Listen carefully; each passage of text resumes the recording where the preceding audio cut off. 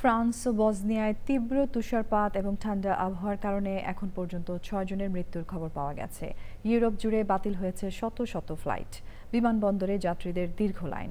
Amina Rahman সুপ্তির report. বসনিয়ার রাজধানী Sarajevo শহরে ১৬ ইঞ্চি তুষারপাতের কারণে একজন নারীর মৃত্যু হয়েছে। অন্যদিকে ফ্রান্সের দুটি পৃথক অঞ্চলে অতিরিক্ত তুষারপাতে সড়ক দুর্ঘটনায় ৫ জন মারা গেছেন। আবহাওয়াজনিত কারণে প্যারিস ও আমস্টারডামের বিমানবন্দরে হাজার হাজার মানুষ আটকা পড়েছেন। বুধবার পর্যন্ত এই পরিস্থিতি অব্যাহত থাকার আশঙ্কা করা হচ্ছে।